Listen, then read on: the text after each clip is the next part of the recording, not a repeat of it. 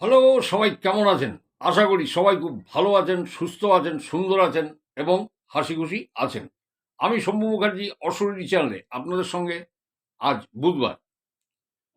যদি আওয়াজে কোনো অসুবিধা হয় তো একটু হেডফোন দিয়ে শুনবেন, যদিও আমি যথেষ্ট জোরে বলছি, কারণ আমি কোনো মাইক বা কোনো কিছু ইউজ করিনি বা করছি না। তো চলুন, আজকে ভিডিও হয়তো একটু বড় হয়ে যাবে। তো যার জন্য আমি প্রথমেই বলি যে আমি একবারে টানা ঘটনা শুরু করে দিই, কারণ আজকে আমার ওই ময়নার ঘটনাটা বলাটা আমার মানে দরকার বা আছে। তো চলুন, প্রথম ঘটনাটা আপনারা শুনতে থাকুন।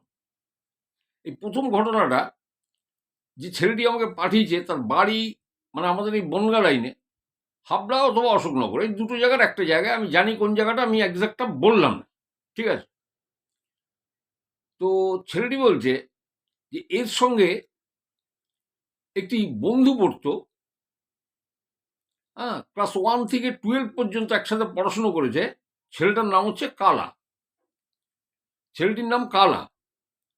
তো ভালো কথা। তো বলছে আমরা ক্লাস 1 থেকে 12 পর্যন্ত একসাথে পড়াশুনো করেছি। কিন্তু 2016 সালে এই কালা রেলের চাকরি পেয়ে যায় এবং ও জামশেদপুর চলে যায়। বছরে একবার বাড়িতে হয়তো আসে, কারণ ওদের ওখানে পুরনো বাড়ি আছে, যে বাড়িতে ওর মাসি থাকেন, ঠিক আছে? তো 2025-এর ফেব্রুয়ারিতে 2025-এর ফেব্রুয়ারিতে কালা এসেছিল।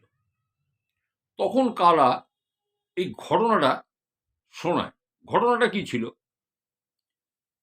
কালা তার ফ্যামিলি ট্যামিলি নিয়ে জামশেদপুরেই থাকে, কোয়ার্টারে।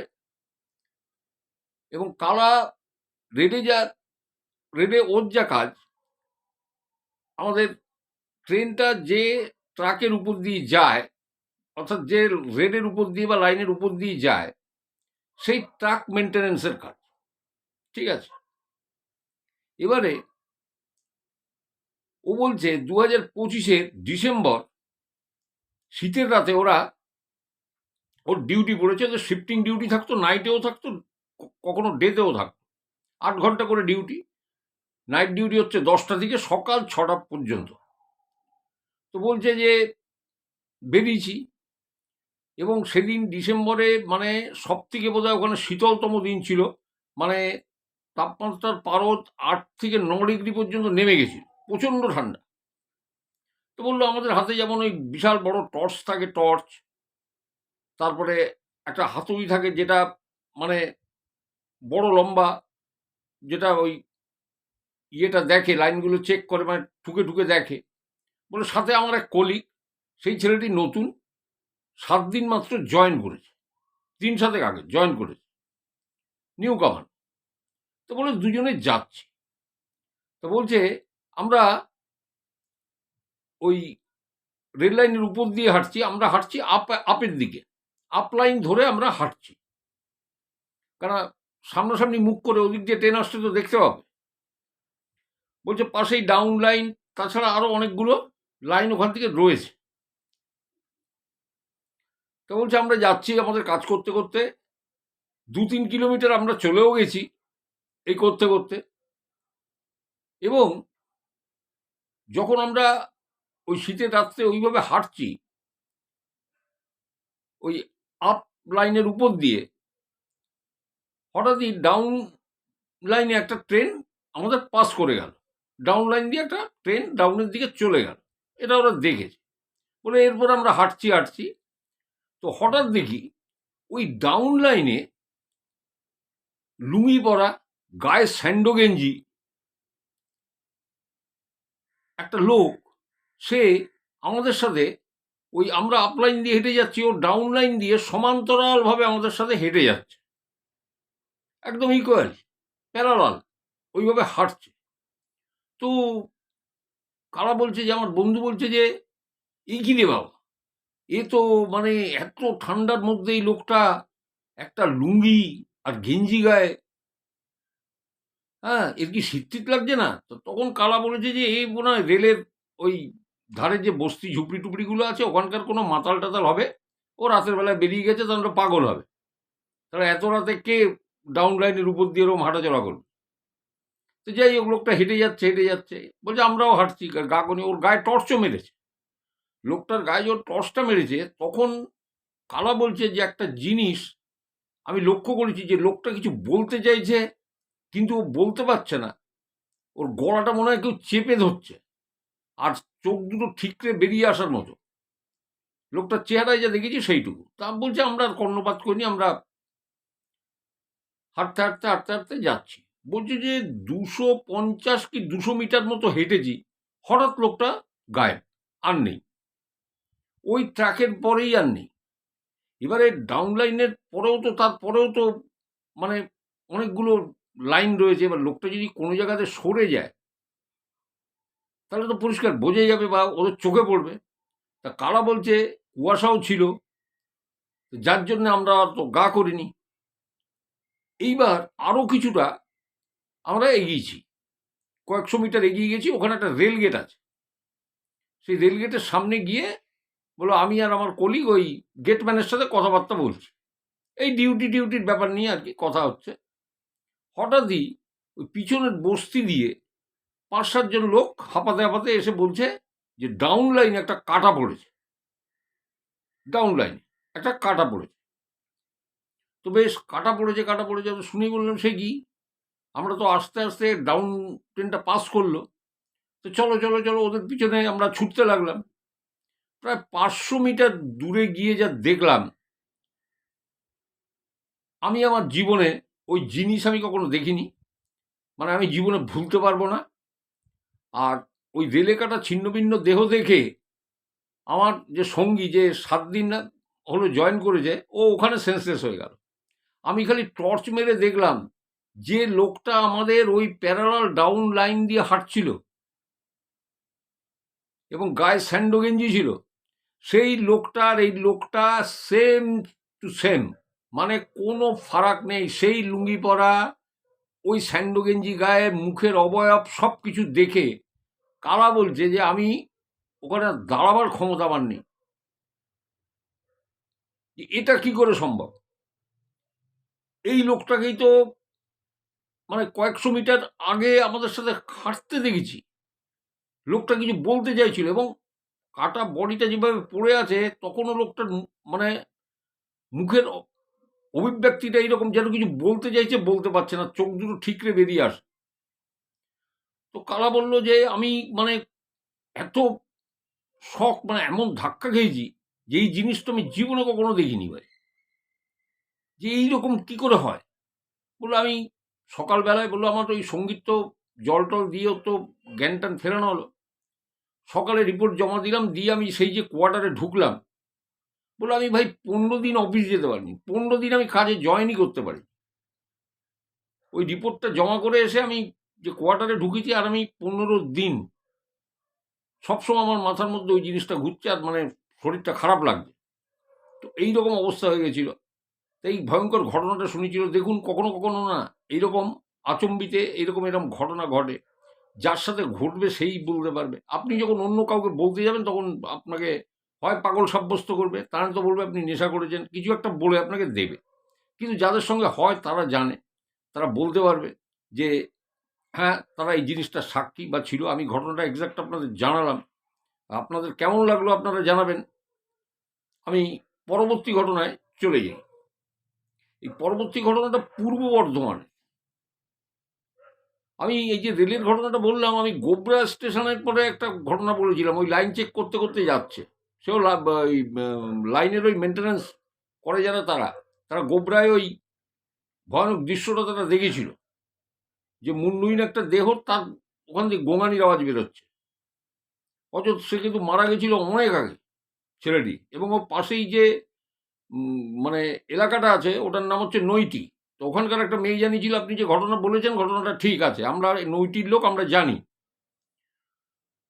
তো যাই হোক, এটাও আপনাদের বললাম। এর পরের ঘটনা পূর্ব বর্ধমানে। তো এই ঘটনাটা এক মুসলিম চাচা, তিনি তার অভিজ্ঞতা বলেছেন। যখন তার সাথে কথা হয়, তখন বলে আমি তো মানে এই ধরনের জিনিস নিয়ে যখন কথা হয় চর্চায়, তখন বলে আমি নিজের প্রত্যক্ষদর্শী, আমি নিজে দেখেছি। আমি যে কি দেখেছি আমি আজ পর্যন্ত বুঝতে পারি না। এই চাচার বয়স এখন ৭০ থেকে ৭২ বছর বয়স। চাচা খুব মানে বিত্তবান লোক, বিত্তবান বলতে মানে প্রচুর জায়গা জমি আছে পূর্ব বর্ধমানের পরে, এবং বেশ কয়েক বিঘে মানে জমি আছে, মানে অনেকটা সম্পত্তির মালিক। এবং চাচার ব্রেড অ্যান্ড বাটার মানে রুটি রুজি কিন্তু ওই চাষাবাদ। অনেক প্রচুর জমি আছে, ধানি জমি বা অন্যান্য চাষের জমিও রয়েছে। তো চাচা বলছে যে আজ থেকে ঠিক ৩০ বছর আগে, তখন আমার বয়স ৪০ বা ৪২ হবে, হঠাৎ আমি দেখি যে আমার ক্ষেতের ধান কেউ লণ্ডভণ্ড করে দিচ্ছে। কেউ বা কারা জানি না, বুঝতে পারছি না। এখন দেখো, আজ থেকে ৩০ বছর আগে তখন একটা ওই হিন্দু মুসলিম এইরকম একটা কিছু তো একটা চলতোই। তা আমার সন্দেহের তীরটা গেল যে এই কোনো হিন্দু ঘরের ছেলে বা কেউ, তারা বোধহয় এইগুলো আমার সঙ্গে, যে চল মোল্লার ওই ক্ষেত ফেত নষ্ট করে দিই, অমুক করে দিই, ঠিক এইরকম ধরনের একটা, এইরকম কিনা আমার প্রথম সন্দেহ হয়। সেই সন্দেহের বশবর্তী হয়ে তো আমি ওখানে ঠিক করি যে এইভাবে যে আমার মানে ধান কখনো দেখছি কেটে নিয়ে চলে গেছে, কখনো দেখছি যে পুরো লণ্ডভণ্ড করা, আমার ক্ষতি হচ্ছে। তা আমি ওখানে রাত পাহারার ব্যবস্থা করি। মানে ওর একপাশে একটা মানে জায়গাটা, যে জায়গাটা, সেই জায়গাটা ভয়ঙ্কর। দিনের বেলাতেও ওই জায়গাটা এতই নির্জন, ওর বহু দূরে একটা নদী আছে, এবং ওর ঠিক মানে ৩00-৪০০ মিটারের মধ্যে একটা বড় দিঘি আছে। আর চারপাশটা শুনশান, আশেপাশে লোকালয় বলতে কিন্তু খুব কম, কিছুই নেই, খালি ধানি জমি। তো চাচা তখন বললো আমি আমার ওই জমির পাশে একটা এই আঁশচালা কুড়ে মতো একটা বানিয়ে নিলাম রাতে থাকার জন্য। রাতের বেলায় বাড়ির থেকে খাবার দাবার নিয়ে আসতাম, নিয়ে এসে হাতে লাঠি আর বড় সেলের ওই টর্চ, আগে যেগুলো দেখা যেত, এখন তো সব চার্জার হয়ে গেছে, চার্জিং টর্চ। তো ওই চার্জিং পোর্টালে বসিয়ে দিল, আলো ইয়ে হলো, চার্জ হয়ে গেল। এখন খুব কম দেখি। তো যাই হোক, ওই বড় টর্চ হাতে নেওয়া আর ওই লাঠি, আর চাচা খাবারটা নিয়ে আসতো। তো এসে ওইখানে চাচা রাতে খাবার খেত টাইমে, খেয়ে রাত্রিরে পাহারা দিত। এখন পাহারা কি সারা রাত জেগে তো ওইভাবে পাহারা দেওয়া যায় না, রাত ডিপ হলে তো ঘুমিয়ে পড়তো, কিন্তু দেখতো যে ক্ষেতের ফসল মোটামুটি ঠিকই আছে আমার, মানে কোনো রকম কোনো লণ্ডভণ্ড বা কিছু হচ্ছে না। তো এরকম বেশ কয়েকদিন আছে। কিন্তু চাচা একটা কথা বলছে যে রোজই এই মধ্যরাতের পরে বাচ্চার কান্নার আওয়াজে আমার ঘুম ভেঙে যায়। বাচ্চার কান্নার আওয়াজ, ঘুম ভেঙে যাচ্ছে। তাই এইরকম কয়েকদিন হয়েছে, আমি ভেবে পাচ্ছি না যে এখানে বাচ্চা কোথা থেকে আসবে। ভাই, লোকালয় তো অনেক দূরে, অনেকটা দূরে লোকালয়। মানে সেখান থেকে কোনো বাচ্চা যদি কাঁদে, তাহলে তো তার আওয়াজ এত দূর আসবে না। আর বাচ্চার কান্নার আওয়াজটা মানে কি, আমি আপনাদের বুঝিয়ে বলি। মানে একসাথে ধরুন ৫-৬টা বাচ্চা, ছোট শিশু একদম, তারা যদি কাঁদে, ঠিক যে আওয়াজটা হয়, ঠিক সেই রকম একটা আওয়াজ চাচা রোজই পাচ্ছে, এবং ওই রোজই ওনার ঘুমটা ভেঙে যায়। চাচা বুঝে পান না। তো কিন্তু চাচার একটা আন্দাজ হয় যে এই কান্নার আওয়াজটা দিঘির ওই যে দিঘি আছে, ওই ২৫০-৩০০ মিটার দূরে যে দিঘিটা রয়েছে, ওইখান থেকে কান্নার আওয়াজটা আসে মোটামুটি। তো চাচা একদিন ঠিক করলো যে আজকে দেখতে হবে কি ব্যাপার। আজকে কিন্তু আমি রাতে ঘুমোবো না, দেখি ওই গভীর রাতে কান্নার আওয়াজটা কোত্থেকে আসছে, আর কেই বা এরা। তো চাচা রাতের বেলায় পুরো জেগে আছে, খেয়ে দেয়ে কোনো রকম মানে ঘুমানোর চেষ্টাও করেননি, কিচ্ছু না। ঠিক মাঝরাতে ঠিক ওই কান্নার আওয়াজ আবার উড়ে যায়। এইবার চাচা টর্চ নিয়ে ধীরে ধীরে ধীরে ধীরে জমির মধ্যে দিয়ে গিয়ে গিয়ে ওই দিঘিটার পাশে গিয়ে দাঁড়িয়ে চাচা অবাক। আর সেদিন আবার মানে পূর্ণিমা টুর্ণিমা ছিল, চাঁদেরও আলো ছিল। চাচা দেখছে যে গোটা ৫-৬ ছোট ছোট বাচ্চা, একদম শিশু, তারা ওই দিঘির পাড়ে দাঁড়িয়ে কান্নাকাটি করছে। তারপরেই দেখছেন এক একটা বাচ্চা নিজেরাই জলে ঝাঁপ দিয়ে দিয়ে পড়ছে। এবার ঝাঁপ দিয়ে কোথায় পড়ছে? ভাই সাঁতার কেটে যাচ্ছে কোথায়? এইটুকু বাচ্চা তারা সাঁতারই বা কাটবে কি করে? চাষা টর্চ মারছে, টর্চ মেরে দেখার চেষ্টা করছে। তারপরে দেখছেন এক জায়গায় যে ওই ৫-৬টা বাচ্চা তারা এক জায়গায় দাঁড়িয়ে আছে। হঠাৎ সেখানে দেখতে পাচ্ছেন একজন মহিলা এলো। হঠাৎ মহিলার আবির্ভাব হলো। এতক্ষণ ছিল না কিন্তু। সেই মহিলা ওই বাচ্চাগুলো দাঁড়িয়ে আছে, সেই বাচ্চাগুলোকে কোলে করে তুলে তুলে নিয়ে পুকুরে ওই দিঘির মধ্যে এরকম ছুঁড়ে ছুঁড়ে মারছে। ঝপাং ঝপাং করে ইয়ের মধ্যে ছুঁড়ে মারছে, ফেলে দিচ্ছে আর কি দিঘির জলে। এবার চাচা চিন্তা করলো, না এ তো আমি যা দেখছি তো ঠিক জিনিস না, আমি যা দেখছি এটা ঠিক না, এটা একটা মানে অপ্রাকৃত অনৈসর্গিক ব্যাপার, এই বাস্তব জগতের সাথে এর কোনো মিল নেই।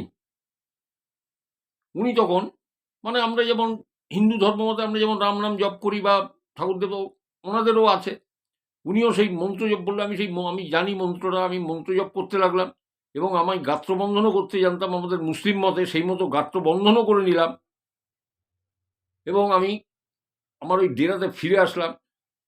তো যাকে ঘটনাটা বলেছিলেন তাকে বলছে যে তোমাকে কি বলবো, বাড়িতে ফিরে গিয়ে আমি জ্বরে পড়েছিলাম, জ্বর হয়েছিল, কিন্তু তুমি বিশ্বাস করো আমি যেটা সন্দেহ করেছিলাম সেটা নয়। কেন আমার ফসল নষ্ট হতো বা কে করতো আমি জানি না, কিন্তু আমি রাত জাগার পর থেকে আর ওই দৃশ্যটা দেখার পর থেকে আমার কোনোদিন কিন্তু কোনো ফসল টসল কিছু না নষ্ট হয়নি, জানো, কিছুই নষ্ট হয়নি। আমি জানি না কে ছিল, ওই বাচ্চাগুলো এলোই বা কি করে, কারণ ওখানে লোকালয় নেই, অনেক দূরে, তাদের কান্নার আওয়াজ তো এখানে আসবে না, কিন্তু এই দৃশ্যটা আমি দেখেছিলাম এবং যখন আমি মহিলাকে দেখি তখনই আমি বুঝতে পারি যে এখানে কিছু অন্য কোনো জিনিস বা অন্য কোনো রহস্য আছে, আমি জানি না সেটা কি। তবে আমি মন্ত্র পড়ে সঙ্গে সঙ্গে গাত্রবন্ধন করে আমি ওখান থেকে ফিরে আসি এবং আমি বাড়ি যাওয়ার পরে আমার জ্বর হয় এবং আমার মানে আর আমি ওখানে কোনোদিন করিনি। আমার বাড়ির লোক আমাকে বারণ করেছিল যে নির্জন জায়গায় তুমি যেও না, কিন্তু আমি বাড়ির কথা শুনিনি, কারণ এই চাচার মানে অদম্য সাহস এবং আজ ৭২ বছর বয়সেও চাচা মানে সমানভাবে সাহসী। আমি আপনাদের ঘটনাটা জানালাম, আপনারা কেমন লাগলো আপনারা আমাকে জানাবেন বা বলবেন কমেন্ট সেকশনে। আজকে বেশি কথা না বলে মানে ঘটনার দিকে আমি মানে বেশি ইয়েটা দিচ্ছি। আচ্ছা, এইবারে আমি ময়নার ঘটনায় যাই। ময়নার ঘটনাটা আপনারা প্রিভিউটা আমি একটু বলে দিয়ে আজকে আমার খুব ভালো লাগলো যে অনেকেই বলেছেন যে আপনি এমনভাবে বলেন যে প্রত্যেকটা জিনিস আমাদের মনে থাকে, তো তবুও কেউ কেউ বলেছেন একটু মনে করিয়ে দেবেন। আমি বলি, আপনাদের মনে আছে ময়নায় রিয়া রিম্পা এর বাবা নয়ডায় চাকরি করত এবং এই রিয়ার মানে রিয়ার যে ঠাকুরদা প্রচুর সম্পত্তি ছিল, উনি মারা যাওয়ার আগে দুই ভাইকে সমান সমান ওই মানে ছোট ছেলেকে একটু বেশি জমি দিয়েছিলেন, রিয়ার বাবাকে ৫ বিঘে দিয়েছিলেন, তো ওনাকে প্রায় ৬-৭ বিঘে জমি দিয়েছিলেন এবং দুটো বাড়ি ছিল, যার মধ্যে একটা রিয়াদের একটা ওই ছোট ভাইয়ের, যিনি রিয়ার কাকা। কিন্তু আমি প্রিভিউটা বলে দিচ্ছি আপনাদের, কিন্তু রিয়ার কাকা সে সম্পত্তি রাখতে পারেনি, মানে মদ আর জুয়াতে সমস্ত সে উড়িয়ে ফেলেছে। ঠিক আছে, এবার রিয়াদের ক্রমবর্ধমান উন্নতি, রিয়া রিম্পা পড়াশুনোয় ভালো, ওরা গভর্নমেন্ট জব করে যতদূর আমি জানি, এটাতে ওর কাকিমা মানে প্রচণ্ড মানে হিংসা করত, হ্যাঁ, প্রচণ্ড হিংসা করত। এবারে ওই কাকিমা মানে একজন তান্ত্রিকের সাহায্য নিয়ে ওই বাড়িতে চালান করেছিল, প্রেত চালান করেছিল বা পিশাচ কিছু একটা চালান করেছিল, যার ফলে রিয়াদের সংসারে নানা অঘটন ঘটতে থাকে। রিয়ার বাবা অসুস্থ হয়, রিয়া সেই মানে বোধহয় উচ্চ মাধ্যমিক পরীক্ষা দেবে, সে মানে যেতেই পারছে না, মানে এত জ্বর, মানে নানা কাজে বাধা আসতো। এবং ওর পরবর্তীতে জানেন এক বুড়ি ভদ্রমহিলা, তখন রিয়ার দিদা ছিল ওই বাড়িতে, এক বুড়ি ভদ্রমহিলা দুপুরবেলায় ওই বাড়ির সামনে এসে দাঁড়িয়ে নাড়ু খেতে চায়। তা রিয়ার ভাগ্য ভালো, রিয়ার মায়ের কাছে ছিল, রিয়া তা ওনাকে দেয়। তখন উনি ঝোলা থেকে একটা গণেশের মূর্তি বের করে দেন, দিয়ে বলেন এটা মন্দিরে প্রতিষ্ঠা করবি, তোদের উপর দিয়ে অনেক ঝড় যাচ্ছে, আর একে এই খেতে দিবি। মানে নাড়ু, ইঙ্গিতটা নাড়ু করেছিলেন যে এইটা খেতে দিবি, এই জিনিস, এই বলে তিনি চলে গেছিলেন। তো যাই হোক, এরকম ঝড় ঝঞ্ঝা এরকম চলতে চলতে রিয়ার বাবা মানে তান্ত্রিকের শরণাপন্ন হন, এবং তিনি জানতে পারেন যে তাদের বাড়িতে এই জিনিস চালনা করা হয়েছে। ফলে একটা যজ্ঞটজ্ঞ করা হয়, এবং যজ্ঞটজ্ঞ করে সেটা মোটামুটি হয়ে যায়, ঠিক আছে, মানে খতম হয়ে যায়, আর কোনো রকম কোনো কিছু করে না। এখন একটা কথা বলি, যারা ঠিক এই ধরনের এই প্রেত চালানো বা পিশাচ চালানো কাউকে দিয়ে করান, মানে যিনি করিয়েছেন, পিশাচ যদি তার এখানে কার্য সিদ্ধি না হয়, সে কিন্তু তাকে মেরে দেবে। এটা আমি অনেক ঘটনায় বলেছি। তো আপনারা জানেন পরবর্তী সময়ে এই রিয়ার কাকিমাকে ঘাড় মটকানো অবস্থায় ছাদের উপরে পাওয়া গেছিল, এবং তারপরে মানে প্রচণ্ড রকম একটা হুলস্থুলু পড়ে যায়, বডি পোস্টমর্টমে যায়, এতে যায়। তারপরে রিয়ার কাকিমাকে সর্বত্র গ্রামের সবাই সব জায়গাতে দেখতো, করতো, ভয় পেত। এবং বোধহয় বিএসএফ টিএসএফে কাজ করে বোধহয় এরকম কোনো ছেলে, বা সেনাতে কাজ করে এরকম কোনো ছেলে, ওইখানে নাম স্বপন, সে যখনই ওখানে আসতো মদের আসর বসাতো ওই সেন্টারে, ফ্লাড সেন্টারে, হ্যাঁ, এবং সেখানে বসে এসে বন্ধুদের নিয়ে মদ খেতে খেতে প্লানচেট করতে যায়, এবং ওই রিয়ার মায়ের প্লানচেট করতে যায়, এই কাকিমার, সরি মায়ের বলছি, রিয়ার কাকিমার প্লানচেট করতে যায়। এবং ওই হঠাৎই প্লানচেট করতে করতে সে মানে খোলা জানলা, মানে খালি কাঁচ দেওয়া ছিল, কোনো গ্রিল ফিল নেই, ওই ফ্ল্যাট সেন্টারের যে বিল্ডিংটা, সেখান থেকে দৌড়ে গিয়ে সে কাঁচ ভেঙে নিচে পড়ে যায়, পড়ে মারা যায় স্বপন। স্বপনকেও অনেকে দেখেছে বিভৎস অবস্থায়। ওই ফ্ল্যাট সেন্টার থেকে একটু এগিয়ে এসে পাঁচু কাকুর চায়ের দোকান, আপনাদের মনে আছে যে পাঁচু কাকু দেখেছিলেন রিয়ার মাকে, এবং 15 দিনের মধ্যে তিনি, তার শরীর খারাপ হয় এবং লাস্ট শেষ অব্দি তিনি মারা যান। সেই পাঁচু কাকুর দোকান আজও আছে, তার জামাই চালায় দোকানটা, নাও এ ডেজ এখনো আছে, চালায়। আমি আপনাদের মানে প্রিভিউগুলো বলে দিচ্ছি। তো রিয়ার মাকে যখন এইভাবে যখন দেখা যেতে লাগলো, এবং মানে অত্যাচার মানে চরমে উঠলো, তখন মনে আছে সে এক তান্ত্রিকের কাছে গেল, তিনি সেই বিশাল যজ্ঞ করেছিলেন, এবং সেই যজ্ঞে মানে গ্রামের লোকেরা মানে মোটামুটি বাইরে ছিল, যজ্ঞস্থলে 3জনের থাকার অনুমতি ছিল। এক হচ্ছে রিয়ার বাবা, রিয়ার কাকা, আর ওই শোভন বলে ছেলেটি। তান্ত্রিক বলছেন তুমি থাকো, কেন রিয়ার বাবার সব থেকে বড় হেল্পিং হ্যান্ড ছিল শোভন, ঠিক আছে। তো 7 ঘন্টা ধরে ওইটা হওয়ার পর ওই তান্ত্রিক বললো যজ্ঞ খুব ভালোভাবে করেছি আমি, এইবারে একটা পুতুল বানিয়েছিল কাপড়ের, সেই পুতুলে রিয়ার কাকিমার ব্যবহৃত শাড়ির অংশ জড়িয়ে সেটাকে একটা মাটির পাত্রে ভরে ভালো করে তার মুখটা একটা সরা দিয়ে মুখটা আটকে, সেটা রিয়ার কাকাদের বাড়ির ঈশান কোণে হাঁটু সমান গর্ত করে পুঁতে দিয়েছিল, এবং বলেছিল এটা আমি 2030-এ একে এখান থেকে আমি তুলব, তুলে আমরা তো মুক্তি দেবার কেউ না, মুক্তি দেব ভগবান শ্রীবিষ্ণু, কোনো তান্ত্রিক কোনো প্রেতাত্মাকে মুক্তি দিতে পারে না, অন্যত্র দূরীভূত করতে পারে। আমি অন্যত্র তাকে দূরীভূত করব, কিন্তু একটা কথা বলি, 2030-এর আগে কোনোভাবেই যেন এটা কেউ না তুলতে যায় বা এর মুখ না খোলে। তো যাই হোক, তো বেশ কয়েক বছর হয়ে গেছে। এইবারে আপনাদের মনে আছে যে রিয়ার কাকিমা মারা যাবার বেশ কিছু পরে রিয়ার কাকা হঠাৎ বিয়ে করবে বলে ঠিক করে, এবং সেটা নয়ডায় খবর পৌঁছয়। রিয়ার বাবা এসে ভাইকে জিজ্ঞাসা করে যে তুই যে, উনি খবর একটু পেয়েছিলেন যে কাকেও বিয়ে করতে চাইছে। তো মানে গ্রামের একদম শেষ প্রান্তে একটি ঘর, ছাবড়া ঘর, ওখানে মীনাক্ষী বলে একটি মেয়ে থাকতো, ডাকনাম মিনু। যার স্বভাব চরিত্র অত্যন্ত খারাপ, এবং আগের স্বামীকে ও কিন্তু মেরে দিয়েছিল, ঠিক আছে, এবং 2টি বাচ্চা নিয়েও থাকতো, এবং সেই গাই বাছুর সমেত এই রিয়ার কাকা ওকে বিয়ে করে। রিয়ার বাবা এর জন্য ওকে কষিয়ে চড়ও দিয়েছিল, যে তোর জন্য আমরা ভালো মেয়ে দেখে দিচ্ছি, তুই তাই কর, তোর ছেলের 2 ছেলের দায়িত্ব আমার, তাদের লেখাপড়া শেখানো, মানুষ করা সব আমি করবো, কিন্তু তুই ওই মেয়েকে বিয়ে করবি কেন? এবার সেই মিনুকে কাকা শোনেনি, মিনুকে বিয়ে করে এ বাড়িতে নিয়ে আসে। মিনিও দেখে যে দোতলা বাড়ি, কোথায় ছাপড়ায় ছিলাম, আর ইয়েতে এখানে ভালোই হবে। সে ওইখানে এসে চুটিয়ে ওই তার দেহ ব্যবসা শুরু করে দেয়, লুকিয়ে চুরে ঘরে ছেলে ঢোকানো। এটা এর কাকা টের পেত, এবং যখন টের পেত বারণ করতো।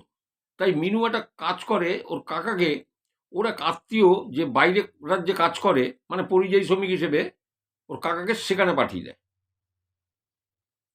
এগুলো আপনাদের মনে আছে, এটা প্রিভিউ আমি বলে দিলাম। তো এইবারে ঘটনাটা হলো যে এরপরে রিয়ার কাকা সেখান থেকে যখন আবার ফিরে আসে, ফিরে আসার পর কোনো কারণে বোধহয় রিয়া, মানে কাকা আর বাঁচেনি, মারা যায়। এবং ওই মিনু যে মিনুর শ্বশুর বাড়ি থেকে যে কেস করেছিল যে ওর হাজব্যান্ডকে ও মেরে দিয়েছে, এর জন্য পুলিশ ওকে কিন্তু গ্রেপ্তার করে, এবং মানে ডিস্ট্রিক্ট কোর্টে ওকে দোষী সাব্যস্ত করে, এবং 15 বছরের জেল হয়।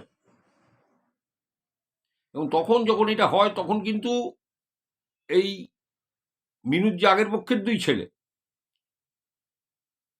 মানে ওর কাকার যে অরিজিনাল ছেলেপুলে, তার একজনের নাম সায়নদীপ, আর একজনের নাম যেন কি, আমার ঠিক মনে নেই, খেয়াল নেই। তারা 2জন কিন্তু রিয়ার বাবার কাছে থাকে।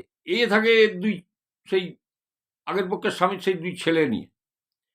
তা তাদের তখন ওই অর্থনৈতিক টানাটানির মধ্যে তারা আর ওই কেসটাকে, ওই কোর্টের রায়কে চ্যালেঞ্জ করে আর হাইকোর্টে যেতে পারেনি।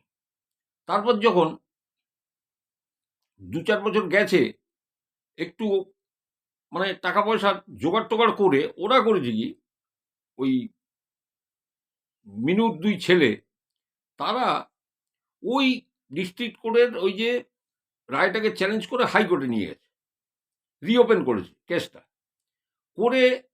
এইবারে দেখুন, বেশ অনেক বছর হয়ে গেছে ঘটনাটা। এবার রিয়ার যে, এই মিনুর যে শ্বশুর বাড়ির লোকজন, তারা তখন হাইকোর্টে সেরমভাবে গা লাগায়নি বা মুভ করেনি। ফলে এরা জোরালো উকিল টুকিল দিয়ে, মানে মোটামুটি মিনুর 2 ছেলে মিনুকে বেকসুর খালাস করে নিয়ে এসছে। তো নিয়ে এসে মিনু তো সেই বাড়িতেই আছে, মানে রিয়ার কাকাদের বাড়িতেই, মানে ওটাই তো, তো বিবাহিত বউ, তো এখন তো আইনগত ওদেরই সম্পত্তি। তো প্রথম কদিন সব ঠিকঠাক ছিল, ঠিকঠাক থাকার পরে মিনু আবার যথারীতি, মানে ওই যে একটা প্রবাদ বাক্য আছে না, মানে স্বভাব যায় না বলে, তো সেই শুরু করে দিয়েছে, আবার আবার শুরু করে দিয়েছে। এবং পাড়ার কিছু লোক, মানে মাতব্বর গোছের লোক, তারা মিনুর বাড়িতে চড়াও হয়ে যে তুমি এই সমস্ত অসংলগ্ন কাজ করতে পারবে না, এটা একটা মানে ভালো পরিবেশ, তুমি তাকে দূষিত করছো, এর আগেও তুমি করেছো, তোমাকে বারণ করা হয়েছে, তাহলে কিন্তু এরপরে কিন্তু মানে মানে তুমি কিন্তু এর ফল ভুগবে। তো যাই হোক, এইসব বলে টলে গেছে। ও মা, মিনু করেছে কি জানেন, থানায় এই কিছু লোকের নামে, যেগুলো মুখ চেনা, যারা এসছিল, তাদের নামে এফআইআর করেছে। এফআইআরটা করেছে নারী নির্যাতন এবং মানে উম, এ শ্লীলতাহানি, নারী নির্যাতন। আর পুলিশ এসে তুলে নিয়ে গেছে, তুলে নিয়ে গিয়ে থানায় এদের চমকাচ্ছে, যে বলছে যে হ্যাঁ আপনারা এইগুলো করেছেন। তখন এরা বলছে যে আরে যে ব্যভিচার করছে, পাড়ার মধ্যে বসে দেহ ব্যবসা করছে, আপনারা তার ইয়ে না শুনে আপনি আমাদের তুলে নিয়ে এসছেন। বলে জানি না, আইনের পথে চলবে, কে কি করছে তো দেখার দরকার নেই, আপনাদের নামে এফআইআর হয়েছে তাই আপনাদের নিয়ে এসছি। আপনারা কিন্তু ভবিষ্যতে আর ওখানে এই ধরনের ইয়েতে যাবেন না, পরবর্তীকালে ইনভলভ হলে আমরা নিয়ে এসে আমরা কিন্তু কেস দিয়ে দেবো। ঠিক এই কথা, পাড়ার লোকেরা চলে এলো, থানা তখনকার মতো তো ছেড়ে দিল। এইবার মিনু ওই পাড়ার লোকদের শাসাচ্ছে যে এরপরে বেশি বাড়াবাড়ি করলে এ তো করবোই না, মানে এফআইআর টেফআইআর না, ডাইরেক্ট করে কেস করবো, জেলের ঘানি টানবি। আর তোদের বাড়ির সব ছেলেদের বারণ করিস, তারা আমার কাছে আসে কেন? যদিও তাদের বাড়ি কোনো বাড়ির ছেলে ওর কাছে যেত না, ওগুলো বাইরে থেকে আসতো অন্যান্য গ্রামে। হ্যাঁ, আমি তো কারোর বাড়িতে কাউকে ডাকতে যাইনি, আমার কাছে আসে, তা আমি কি করব? ঠিক এই ধরনের ভাষা, অতি রাফ ল্যাঙ্গুয়েজ সে ব্যবহার করতে থাকে। এবং তখন ওই পাড়ার যারা মাতব্বর বা ইয়ে তারা একটু গুটিয়ে যায়, কারণ এই থানা পুলিশের ভয়, কোর্ট কাছারির ভয়, বোঝেন তো, সবাই মানে ক্ষেত খামারি করে খাওয়া লোক, চাকরিজীবী কজন আছে, তো যাই হোক জিনিসটা অনেকটা গুটিয়ে যায়। তো এইবার কি হয় আমি বলি, যে মিনু সাবমার্শাল বসাবে।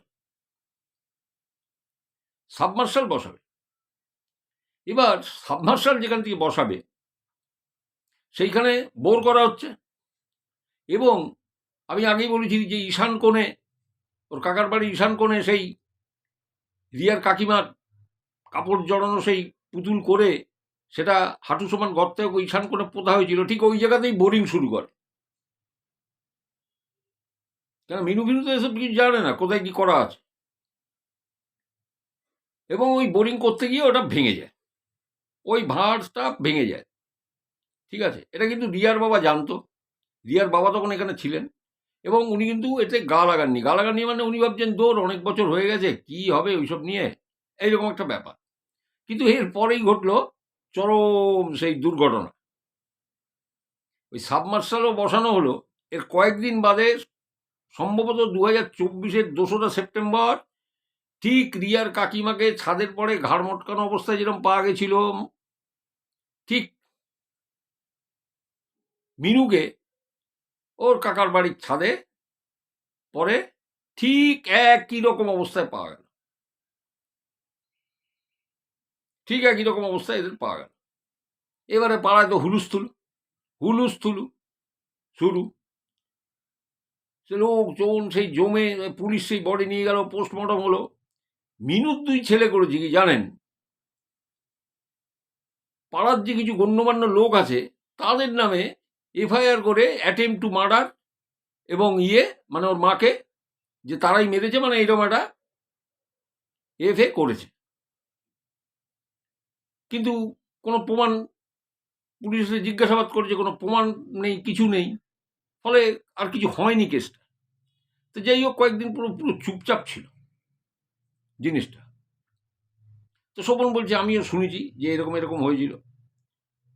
তো এই শোভনের ব্যাপারে একটু বলি, শোভন কিন্তু ম্যানেজমেন্ট পড়া ছেলে, মানে হোটেল ম্যানেজমেন্ট, কলকাতায় কয়েক বছর চাকরিও করেছে, তারপরে এখন বর্তমানে নিজের ব্যবসা ক্যাটারিংয়ের, খুব বড় ব্যবসা ক্যাটারিংয়ের।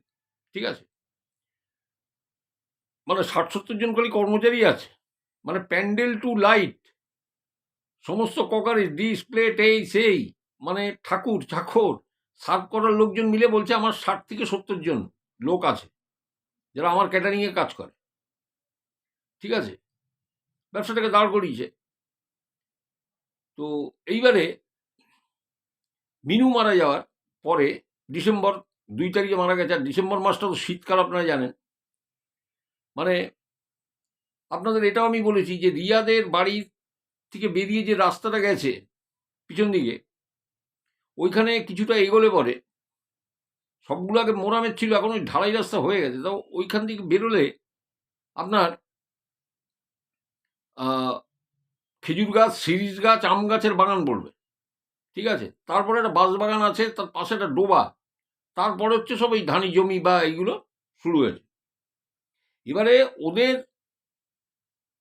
শোভন বলছে ওদের গ্রামেরই, ওদের পাড়ারই পল্টু কাকা আর বিকাশ কাকা দুজনে জমিতে জলসেচ করতে গেছে। ওই ছোট চায়না মেশিনগুলো আছে, পাম্পসেট, ওইটা নিয়ে আর পাইপ টাইপ নিয়ে গেছে জলসেচ করে। জলসেচ করে ফিরতে ফিরতে মানে প্রায় সন্ধে মানে গড়িয়ে গেছে।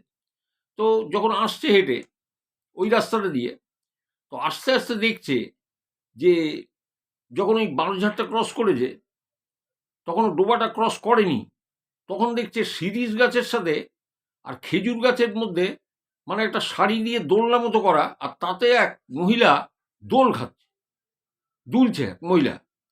তো বিকাশ কাকু পল্টু কাকুকে বলছে, এই পল্টু, এই সন্ধ্যেবেলায় কে, গ্রামের মধ্যে কে দোল খাচ্ছে এরকম?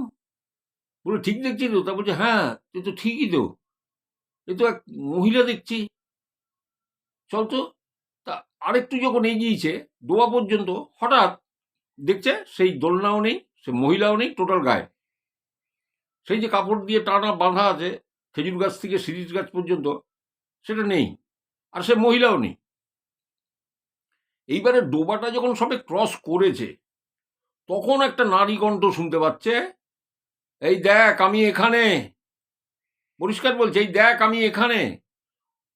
ওরা চায়না মেশিনটা একজনের ঘাড়ে ছিল, মেশিনটা নামিয়ে আর পাইপটা নামিয়ে ওরা এরকম উপরের দিকে এরকম তাকিয়েছে, তাকিয়ে দেখছে শিরিষ গাছের থেকে পা ঝুলিয়ে বসে আছে, এর ঘাটটা এরকম বেঁকা, পরিষ্কার মিনু। ওই দেখে ওরা করে চিৎকার করে উঠেছে, এত চিৎকার করেছে যে দূরে সব বাড়ির লোকেরা তারাও শুনতে পেয়েছে, তারা ছুটে এসছে, এসে বলছে, ও স্বপনদা, ও স্বপন কাকু, কি হয়েছে কি হয়েছে? বলছে, এইরকম এরকম ব্যাপার, এ তো পরিষ্কার দেখলাম। এবার গ্রামের লোকেরা তো সবাই পড়লো যে এই আবার শুরু হয়েছে এই জিনিস নিয়ে। তো যাই হোক, সে স্বপন কাকু আর পল্টু কাকু তো এ নিয়ে গেল, মানে সেই মেশিন টেশিন তুলে আবার পাইপ টাইপ তুলে বাড়িতে পৌঁছলো। কিন্তু এই এক সমস্যা দেখা দিল, মানে এই ঘটনা কিন্তু আস্তে আস্তে মানে ক্রমবর্ধমান, ওই আমরা বলি না ক্রমবর্ধমান উন্নতি হচ্ছে, সেই ক্রমবর্ধমান উন্নতি হতে শুরু করলো। এ বলছে, শোভন বলছে যে আমার একটা বড় ক্যাটারিং এর কাজ ছিল, ওটা ডিসেম্বরের 23-24 তারিখ হবে কাকু। ওই যে ফ্লাড সেন্টারটা আছে, ওই একদম ওইখানে এক ভদ্রলোকের বাড়ি আছে, যার বাড়িতেই মন্দির প্রতিষ্ঠা করেছে। তা সেখানে অন্তত 5,000 লোকের নেমন্তন্ন আছে, 5,000। আপনি বললে বিশেষ না, বিশাল বড় কাজ। এবং পুজো আর্চা হয়ে যাওয়ার পরে রাত্রে খাওয়া দাওয়া, আবার তার পরের দিন আবার মধ্যাহ্নভোজ। তো বলছে, বরাতটা তো আমি পাই এবং আমি কাজটা করেছি।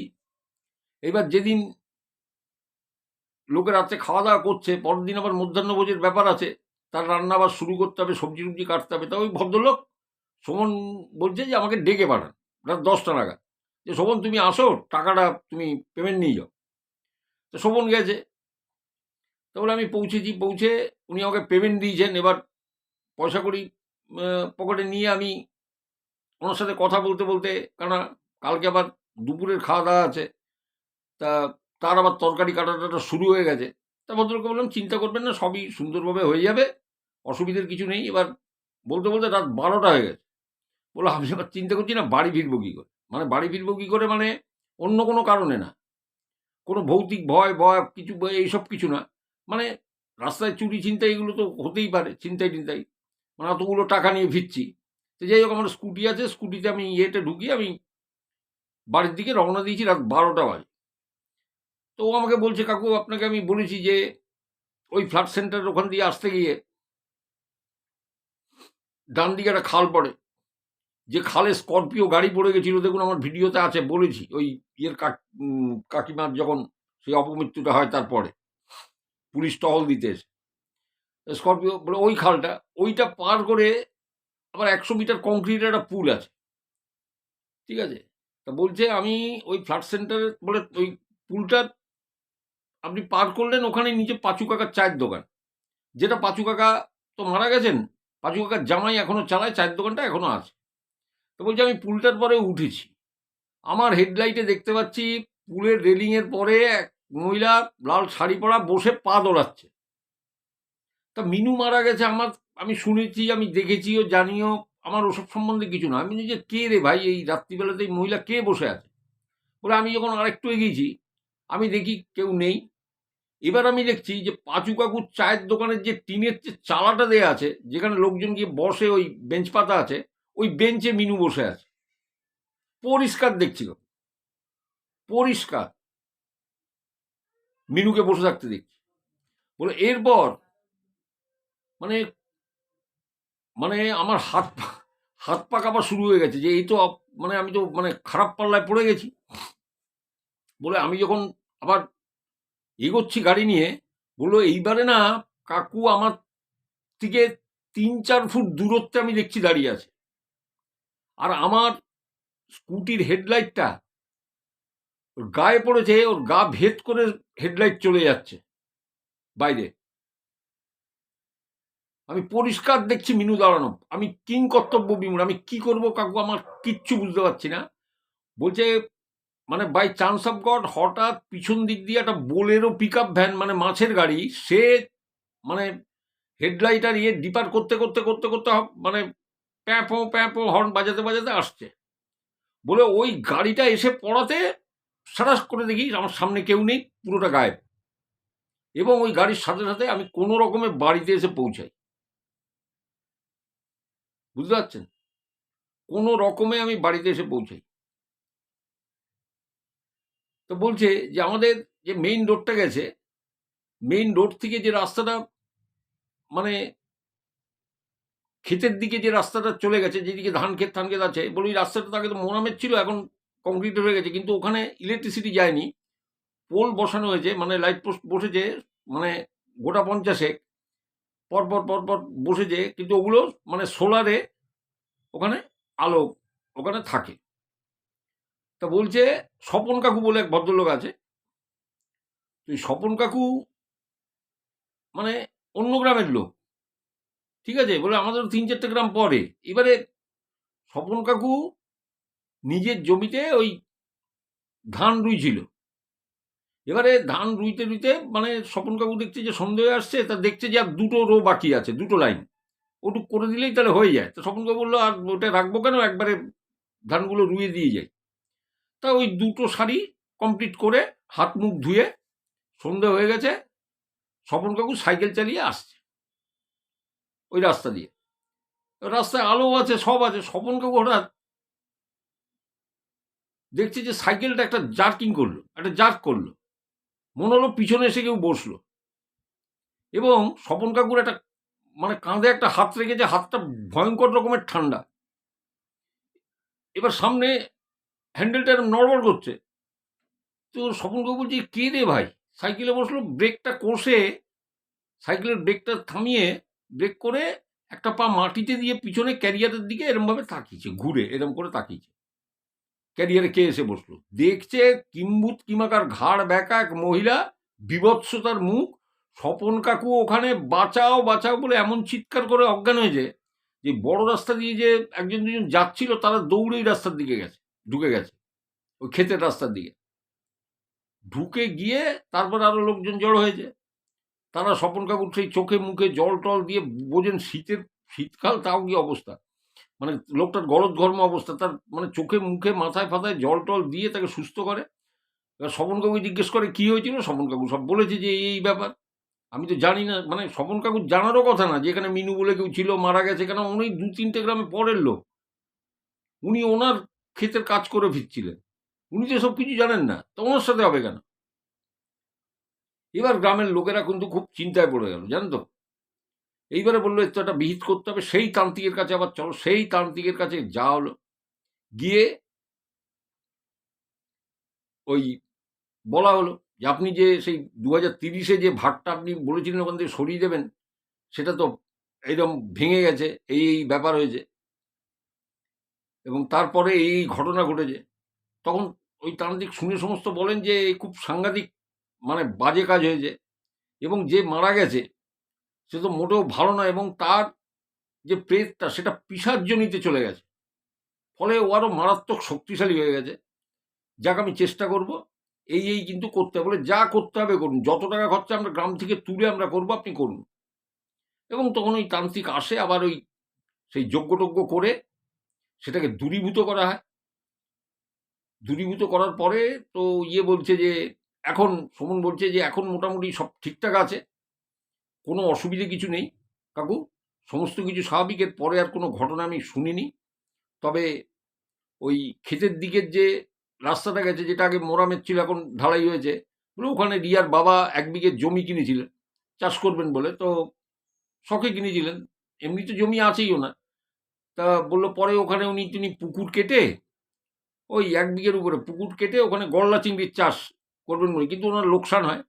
তা বলছে বর্তমানে এই পুকুরটা আমি ইয়ারলি 20,000 টাকা লিজে আমি নিয়েছি, এবং ওখানে আমি কাতলা, ভেটকি আর রুই 3টে আমি চাষ করি। কাকু আমার কিন্তু ভালো আমার আমদানি হয় ওই মাছের ইয়ের থেকে।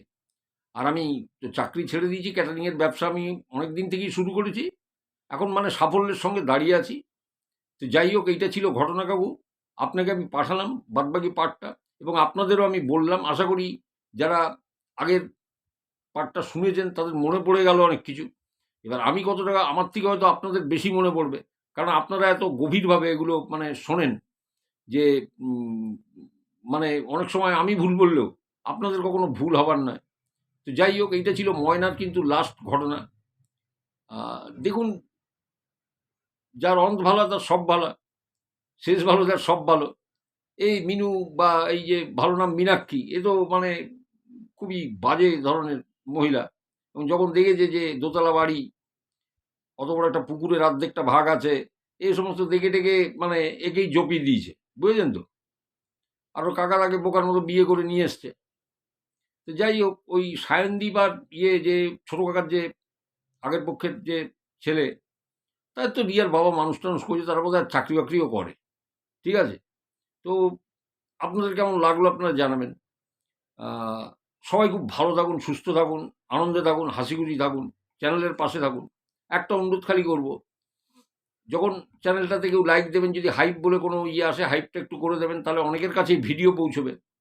আর আমি জানি না এরপরে কতটা হোয়াটসঅ্যাপ আমাকে ঘাঁটতে হবে আবার ঘটনার জন্য, নাকি নতুন কোনো ঘটনা আসবে। আমি অনেককে বলে রেখেছি, এখন দেখি কখনো আসে। তো অপেক্ষা আমাকেও করতে হয় আপনাদের মতো, যে কখন কখন নতুন নতুন ঘটনা ঢোকে। এই শোভনের আর একটা ঘটনা আছে, যেটা আমি আজও আপনাদের বলিনি। এটা কিন্তু মানে এটা বোধহয় আমি অনেক মানে বেশ কয়েক মাস বাদে আমি ঘটনাটা বললাম আপনাদের। কারণ ও বাংলা ইংরেজিতে লিখেছিল, তো পড়তে একটু অসুবিধা হয়, লাস্টের দিকটা বাংলায় লিখেছে। তো যাই হোক, তবু পড়ে নিয়েছি, আমার কোনো অসুবিধা হয় না, একটু মানে তখন ইয়ে হয়। তো যাই হোক, আপনারাও যদি আপনাদের কাছে যদি এরকম কোনো ঘটনা থাকে, হয়তো আপনার সাথে হয়েছে, কোনো জায়গায় বেড়াতে গিয়ে হয়েছে, আপনার কোনো আত্মীয়র সাথে হয়েছে, কোনো জায়গায় আপনি আপনার মা বা বাবার কাছ থেকে বা দাদুর মুখ থেকে বা ঠাকুমার মুখ থেকে শুনেছেন, এবং আপনি মনে প্রাণে বিশ্বাস করেন যে হ্যাঁ, তারা মিথ্যে কথা বলতে পারেন না, এই ধরনের ঘটনা তার দেশের বাড়িতে ঘটেছিল, বা আমার আত্মীয়ের সঙ্গে এই হয়েছিল, আপনারা নিঃসন্দেহে আমার সঙ্গে বা নির্ঝঞ্ঝাটে আমার হোয়াটসঅ্যাপে আসতে পারেন। আমার হোয়াটসঅ্যাপে আসার ঠিকানা হলো আমার ডেসক্রিপশন বক্স, যেখানে লেখা আছে মা, ঠাকুমা, দাদু, আশ্রবতী। ওই জায়গাটা একটু প্রেস করুন, দেখুন পুরো ডেসক্রিপশন আপনার সামনে আসবে, এবং ওর নিচে আমার হোয়াটসঅ্যাপ নম্বর আছে। এসে একটা হাই লিখে আপনি আপনার ঘটনা পাঠিয়ে দেবেন, লিখে হোক, অডিও করে হোক। অডিও করলে একটু বেশ জোরের সঙ্গে বলবেন, যাতে আমি পুরো শুনতে পারি। কারণ এখন তো বুঝেছেন তো, বয়স হয়ে গেছে, অনেক কিছুই হেডফোন দিয়েও কম শুনি। যাই হোক, ছাড়ুন, আপনারা পাঠাবেন। আর এইভাবে পাশে থাকুন, সাথে থাকুন। সবাই খুব সুস্থ থাকুন, ভালো থাকুন, আনন্দে থাকুন। আজকের এপিসোড কেমন লাগলো জানাবেন, কমেন্ট করতে ভুলবেন না। আমি তো অনেককেই উত্তর করি, যারা যারা বলেছেন হ্যাঁ কাকু মনে আছে মনে আছে। তা আজকে আমি পুরো পার্টটা বলে দিলাম। তো আজকের মতো আসি, দেখা হবে এরকম কোনো আবার শুক্রবার, সোমবার অথবা বুধবার। ততক্ষণ পর্যন্ত সবাইকে অনেক ভালোবাসার শুভেচ্ছা। আর বড় যদি কেউ থাকে আমার প্রণাম নেবেন। ভালো থাকবেন সবাই। নমস্কার।